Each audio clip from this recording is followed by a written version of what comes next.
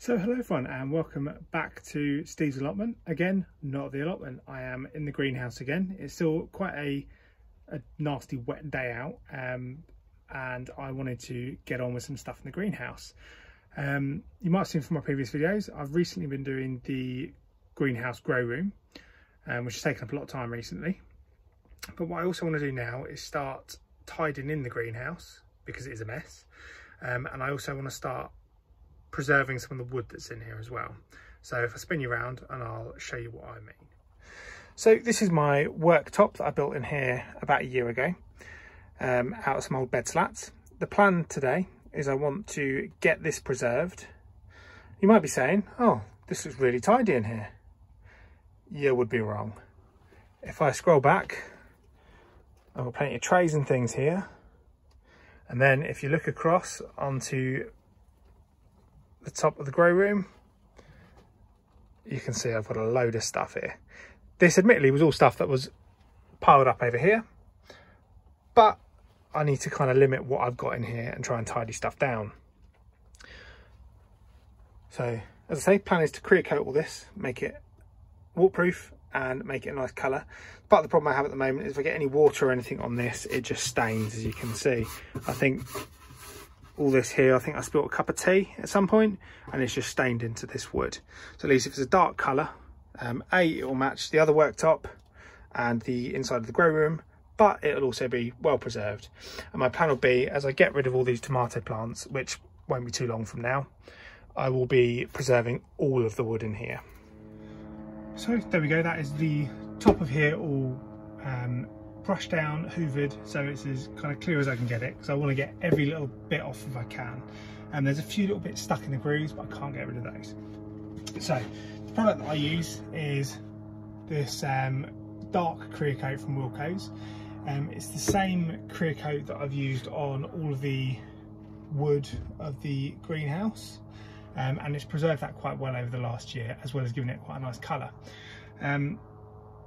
I think the clear coat is supposed to be really, really good for keeping the water out, and I think it looks quite nice, and tends to be a bit cheaper than buying sort of fence paint and stuff like that.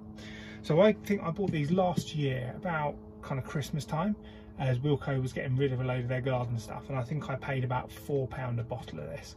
I think it's normally about £12, but it does go quite a long way. So I'm going to get on painting some of that.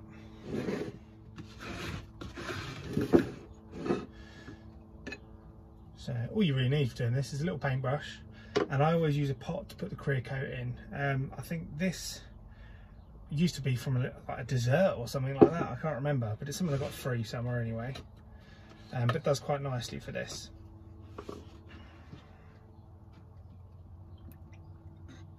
It does tend to go quite a long way, this clear coat.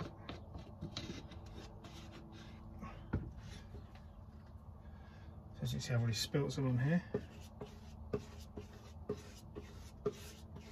And the idea of this is you just kind of want to spread it around as best you can. You don't want it too thin, you want it thick enough that it can soak into the wood. Different types of wood will take the clear coat on differently, so you can get some uneven colours sometimes. Hopefully, because this is all the same wood, it should go quite well.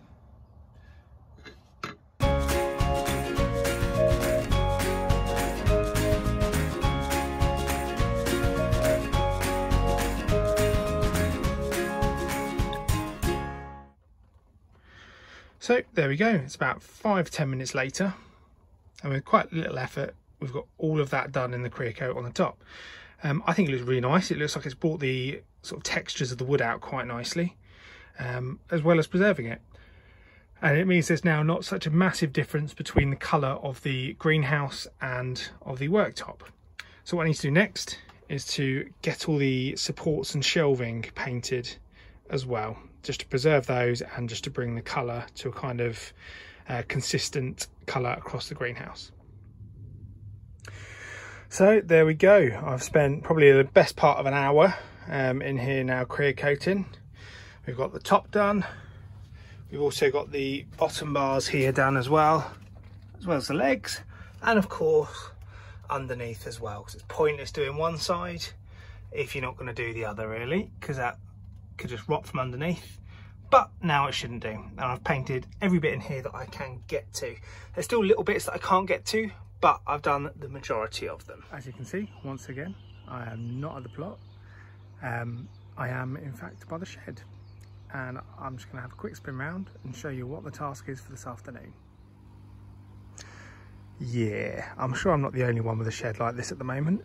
It's kind of ended up as a bit of a dumping space during the summer while I've not really been using this shed, because it's kind of more my winter hideout sort of thing when I can't really go down the plot because it's horrible weather, and there's nothing to do in the greenhouse.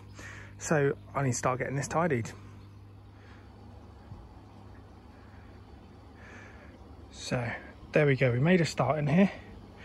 We've found floor now, which is more than we could do a few hours ago. Still some more to do. There's some bits that need to go down the allotment and stuff like that. Some of that wood is being used for a couple of projects. The allotment signs at the end need to be refurbished, ready to go down the plot. And then a few other bits that need to be tidied away at some point. But we have gone through all this sofa. I've put some Zaflora disinfectant on it, make it smell nice, and also kill off any bugs that we might find. Because unfortunately, we did find we've had a mouse in here who's given this a bit of a nibble, and has also given this a bit of a nibble. But we do have some deterrents down for them, so hopefully they won't be in here much longer. And I'll potentially look at sticking some traps in maybe as well. But yeah, we've got worktop again, we've got floor, we've got a sofa we can sit on, and for when it gets colder we can get to the fireplace as well.